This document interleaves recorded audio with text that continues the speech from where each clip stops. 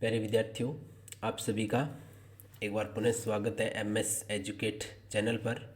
और हम कर रहे हैं गणित विषय के अंदर कक्षा 8 के अंदर जो अपना अध्याय है 4 आंकड़ों का प्रबंधन। और आज हम अध्याय 4 के अंदर जो अपनी एक्सरसाइज है उसको सोल्व करेंगे। 4.2 एक्सरसाइज को आज हम हल करेंगे। तो स्टार्ट करते हैं। प्रश्नावली 4.2। तो इसके अंदर पहला क्वेश्चन दिया गया है कि इन प्रयोगों में आप जो परिणाम देख सकते हैं उन्हें लिखिए। यानी हमें इनमें जो परिणाम प्राप्त होंगे, जैसा हमने प्रायिकता जो टॉपिक किया था उसका जो पुराने वाला वीडियो अपना जो पुराने वाला वीडियो है उसमें मैंने इसको परिणाम को संभावना बताया था कि प्रायिकता कैसे ज्ञात करेंगे, कि उसकी संभावना क्या हो सकती है। तो हम ये कोई पहिया दिया है, तो जब हम इसको घुमाते हैं, पहिए को घुमाया जाता है, तो हमारे सामने क्या क्या परिणाम आ सकते हैं। नंबर 1 परिणाम ये आएगा कि ए, तीर का निशान जो ये है वो ए पर रुकने की परिणाम, यानी तीर के ए पर रुकने का परिणाम बराबर कितना आएगा। ए पर कितनी बार रुक सकता है, क्योंकि इसमें ए कितने हैं तो 2 है, तो या तो इस ए पे रुक सकता है या इस ए पे रुक सकता है। तो ए पे तो केवल खाली 2 बार रुकेगा। तो ये परिणाम आ गया पहला, तीर के ए पर रुकने का परिणाम। दूसरा, बी पर रुकने के परिणाम, रुकने का परिणाम। तो बी पर रुकने का परिणाम, बी एक ही है तो एक ही आएगा, एक बार ही रुक सकता है। तीसरा, यदि हम बात करें सी पर रुकने का परिणाम, सी पर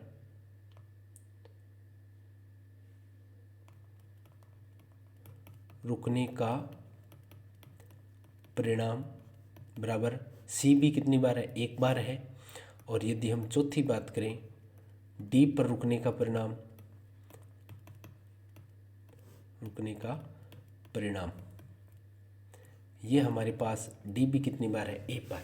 तो ये अपने पास ये परिणाम हमें प्राप्त होंगे। या तो ए आएगा, ए पर रुकेगा एक 2 बार, बी पर एक बार, सी पर एक बार और डी पर एक बार। ई तो इसमें है ही नहीं, तो ई पे रुकेगा कैसे।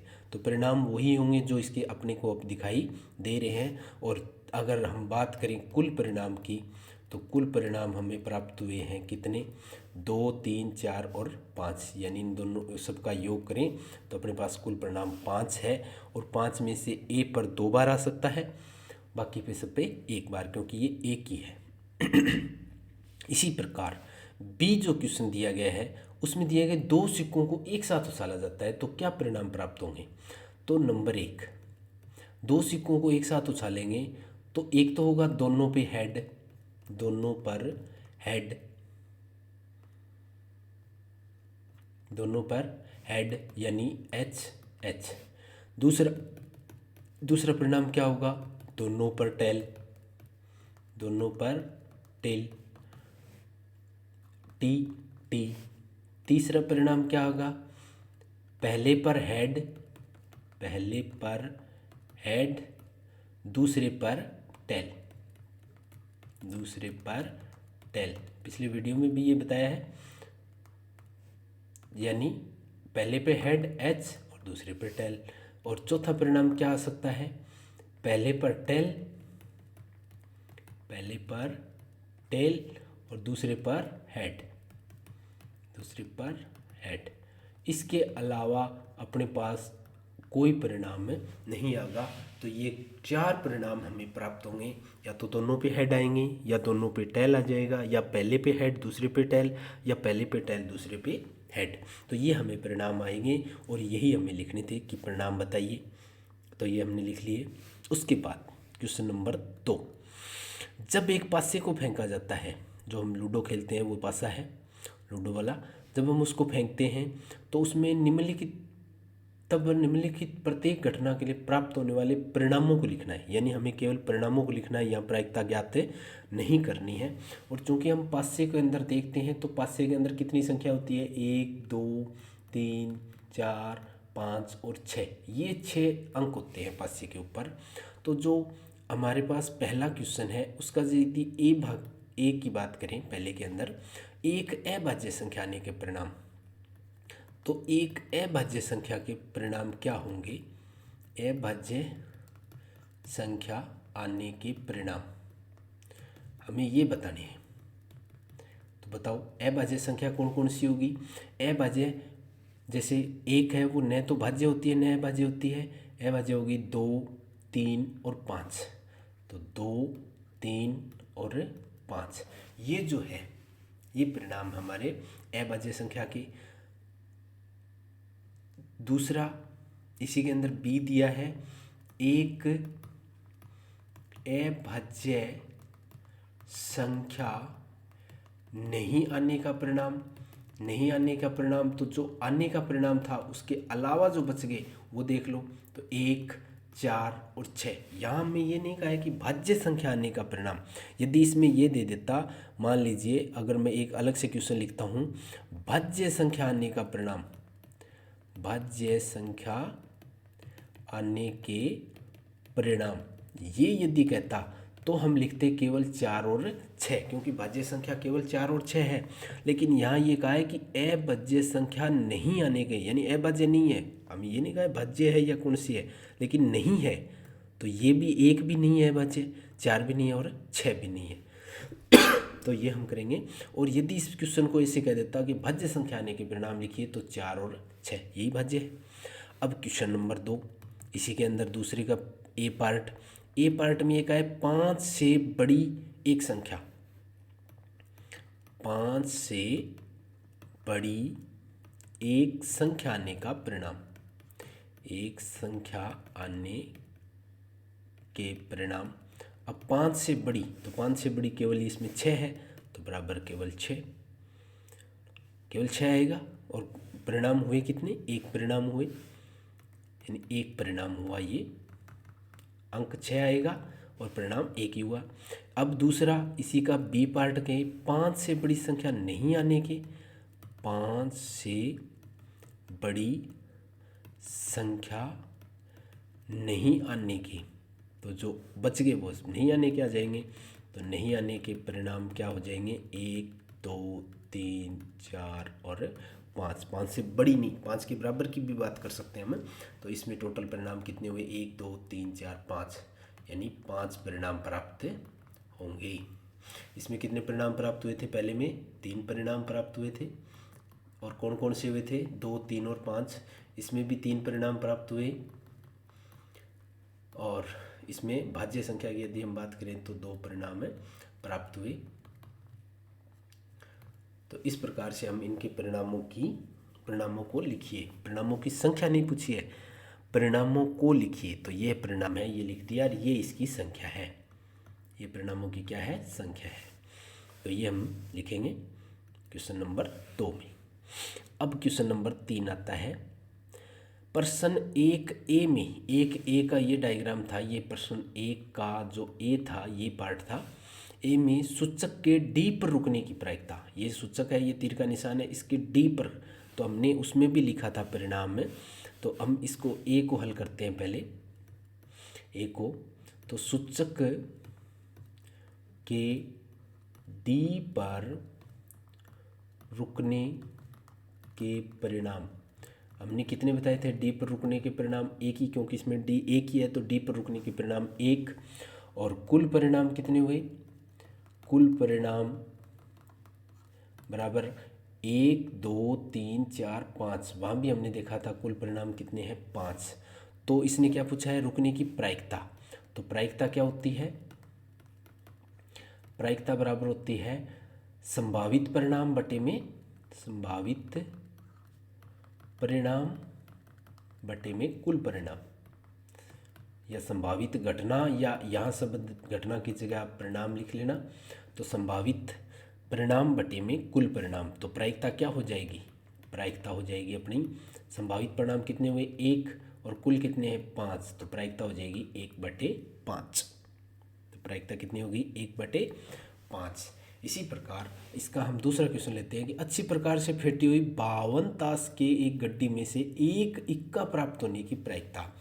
तो बी को जब हम हल करेंगे तो हम पहले क्या लिखेंगे, इक्का प्राप्त होने की परिणाम, इक्का प्राप्त होने के संभावित परिणाम, संभावित परिणाम।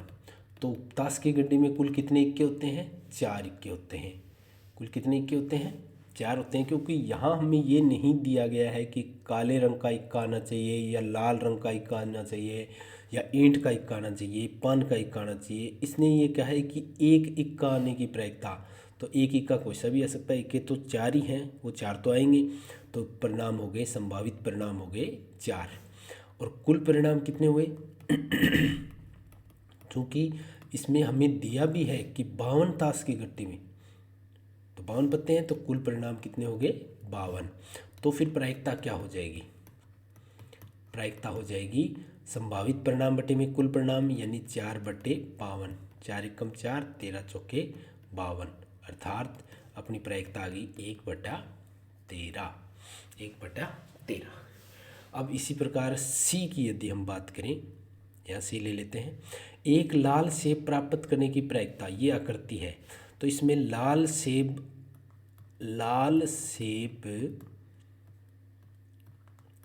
प्राप्त होने के परिणाम। अब बताइए, लाल सेब प्राप्त होने के परिणाम कितने हैं, आर जो लिखा है वो रेड है, 1 2 3 4, तो 4। कुल परिणाम कितने हैं इसमें, कुल परिणाम बराबर 1 2 3 4 5 6 और 7, तो कुल परिणाम 7। तो फिर प्रायिकता क्या हो जाएगी, प्रायिकता हो जाएगी संभावित परिणाम बटे में कुल परिणाम, यानी 4/7। तो जो सी है उसकी प्रायिकता आ जाएगी 4/7। इस प्रकार से हम तीसरा क्वेश्चन को हल करेंगे। उसके बाद नेक्स्ट क्वेश्चन आता है 4 नंबर, कि 10 पृथक पर्चियों पर 1 से 10 तक संख्या लिखी है, एक पर्ची पर एक संख्या लिखी है, तो हमारे पास कुल परिणाम कितने हैं, कुल परिणाम बराबर 1 2 3 4 5 6 7 9 और 10, ये हमने अंक लिखे हैं, तो बराबर कितने हो गए, 10। कुल कितने परिणाम हुए, 10 परिणाम हुए। उन्हें एक बक्से में रखकर अच्छी तरह से मिला दिया गया है। बक्से के अंदर से बिना देखे एक पर्ची निकाली जाती है, तो हमें प्रायिकता ज्ञात करनी है। नंबर 1, कुल परिणाम हमने देख लिए 10। संख्या 6 प्राप्त होने की, तो संख्या 6 प्राप्त होने की संभावना क्या बन रही है, संभावना या संभावित परिणाम कह सकते हैं, हम कुछ भी लिख सकते हैं। तो संभावना कितनी है, तो 6 इसमें कितनी बार आया, एक बार आया, तो कितनी हुई, 1। 6 प्राप्त होने की संभावना कितनी है, 1 है, यानी 1 ही 6 है, तो 1। तो प्रायिकता क्या हो जाएगी, मैं इसके आगे लिख देता हूँ। अतः प्रायिकता क्या हो जाएगी,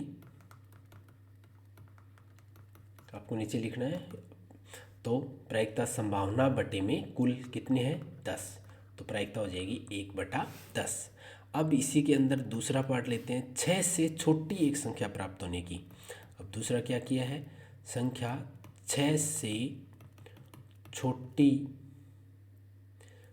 छोटी एक संख्या प्राप्त होना, संख्या प्राप्त होने की संभावना।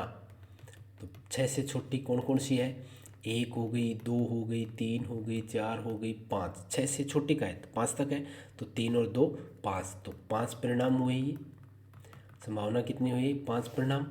तो फिर प्रायिकता क्या हो जाएगी, ये कितनी हुई, 5 बटे में कुल कितने परिणाम थे, 10। 5 एकम 5, 5 दूनी 10, मीन्स 1/2। इसी प्रकार तीसरा क्वेश्चन जब हम हल करेंगे, तो 6 से बड़ी एक संख्या प्राप्त होने की, तो हम इसको हल करेंगे, तो हम लिखेंगे 6 से बड़ी संख्या प्राप्त होने के परिणाम बराबर 6 से बड़ी, यानी 7 8 9 और 10, तो बराबर कितने हुए, 4 परिणाम। कुल कितने परिणाम हुए, 4। तो फिर प्रायिकता क्या हो जाएगी, इसकी प्रायिकता बराबर हो जाएगी 4/10। दो दूनी 4, दो पंजे 10 मीन्स 2/5। तो कितने हो गए? 2/5। इसी प्रकार इसका चौथा पार्ट यदि हम करें तो इसमें क्या कहा है? एक अंक की एक संख्या प्राप्त होना। तो एक अंक की संख्या कितनी है? 1 2 3 4 5 6 7 8 9। 9 तक एक अंक है। 10 है, उसमें 2 अंक आ जाते हैं। तो हम लिखेंगे एक अंक की एक संख्या प्राप्त होने के परिणाम। अब एक अंक के कौन कौन से परिणाम हैं? 1 है, 2 है, 3 है, 4 है, 6 है, 7 है, 8 है और 9 है। बराबर कितने परिणाम हुए? 9 परिणाम। तो फिर प्रायिकता क्या आ जाएगी इसकी? इसकी प्रायिकता आ जाएगी संभावित परिणाम यानी 9 और बटे में कुल परिणाम 10। तो 9/10। तो 9/10 ये चौथे क्वेश्चन का जो चौथा पार्ट है वो हल हुआ। उसके बाद हम पांचवा क्वेश्चन हल करते हैं। यदि आपके पास 3 हरे त्रिज्याखंड, अब हरे त्रिज्याखंड कितने हैं? हरे त्रिज्याखंड बराबर 3, नीला त्रिज्याखंड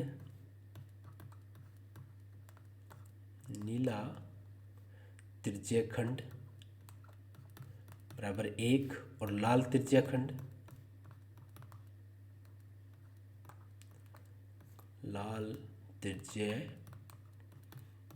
भी 1 है वाला एक घूमने वाला पहिया है जो एक हरा त्रिज्याखंड प्राप्त करने की प्रायिकता क्या है? यानी हरा त्रिज्याखंड प्राप्त होने की। तो ये टोटल हो गई। तो इसमें कुल परिणाम कितने हुए? कुल परिणाम बराबर 3 और 1 4 और 1 5। तो कुल परिणाम 5 हो गई। अब हमें पूछा क्या है? हरा त्रिज्याखंड प्राप्त होने की प्रायिकता। हरा त्रिज्याखंड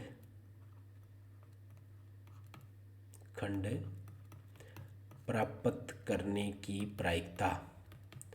तो प्राप्त करने की प्रायिकता क्या हो जाएगी? संभावित परिणाम कितने? हरे होने की संभावना 3 है तो 3 बटे में कुल 5 यानी 3/5।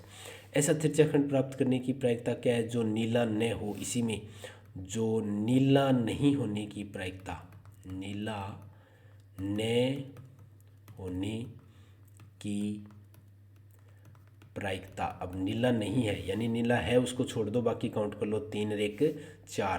तो उसकी प्रायिकता हो जाएगी 4/5। तो उसके परिणाम कितने हो जाएंगे? पहले हम परिणाम लिखेंगे। नीला यानी इसमें जो पहले है ना हरा, आप इससे पहले एक लाइन लिख देना इस प्रायिकता निकालने से पहले। कुल तो परिणाम हमने लिख लिया। हरा त्रिज्याखंड प्राप्त होने के संभावित परिणाम बराबर 3। इसी प्रकार नीले वाले में ये भी लिख लेना, नीला न होने के परिणाम, संभावित परिणाम बराबर 4। फिर ये प्रायिकता निकला क्योंकि कुल परिणाम हमने पहले निकाल लिए। तो 4/5। तो ये हो गया अपना क्वेश्चन नंबर 5।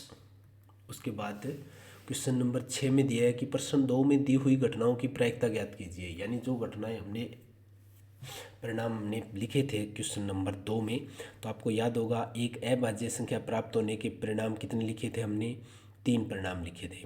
एक अभाज्य संख्या नहीं होने के परिणाम भी 3 लिखे थे। 5 से बड़ी संख्या होने के परिणाम 1 लिखे थे। 5 से बड़ी संख्या नहीं होने के परिणाम हमने 5 लिखे थे, यही लिखे थे। तो अब इसकी प्रायिकता पूछिए। तो कुल परिणाम हमें पता है, तो कुल परिणाम तो आपको वही लाइनें लिखनी है जो 2 नंबर क्वेश्चन में हमने की थी। तो कुल परिणाम कितने हो गए? 6। तो 1 नंबर में पहले में क्या लिखा था हमने? एक अभाज्य संख्या प्राप्त होने के परिणाम बराबर क्या क्या संख्या आई थी? 2 3 और 5 बराबर 3 परिणाम, यही आए थे बराबर 3 परिणाम। तो फिर प्रायिकता क्या आ जाएगी? प्रायिकता आ जाएगी 3/6, यानी ये 3 परिणाम बटे में कुल 6, 3 एकम 3, 3 दूनी 6, तो इसकी प्रायिकता क्या आ जाएगी 1/2। इसी प्रकार बी की जो है आपको यही लाइन लिखनी है और फिर हम ये ज्ञात कर लेंगे प्रायिकता, बी की जो प्रायिकता है उसकी हो जाएगी 3/6 वापिस, 3 एकम 3, 3 दूनी 6, यानी इसका मान भी कितना जाएगा 1/2। फिर जो दूसरा पार्ट है उसके अंदर 1 है, तो 5 से बड़ी संख्या होने का के परिणाम, अब होने के परिणाम कितने हैं, केवल 6 एक संख्या है, तो बराबर कितने परिणाम हुए, एक परिणाम हुआ, केवल एक हुआ, तो फिर प्रायिकता क्या आ जाएगी, इसकी प्रायिकता आ जाएगी 1/6, 1/6। इसी प्रकार बी की है, इसकी प्रायिकता आ जाएगी 5/, क्योंकि परिणाम हमने 5 प्राप्त किए थे तो कुल परिणाम है 6, तो इसकी प्रायिकता आ जाएगी 5/6। तो आपको इसी प्रकार लाइन में लिख के 2 लाइन लिखनी है आपको और इसका आंसर कर देना है 5/6। तो ये थी अपनी प्रश्नावली 4.2। धन्यवाद। आप सभी से निवेदन है कि आप हमारे YouTube चैनल को ज़्यादा से ज़्यादा सब्सक्राइब करें, शेयर करें और हमारे ऐप MS एजुकेट ऐप को इंस्टॉल करें। धन्यवाद।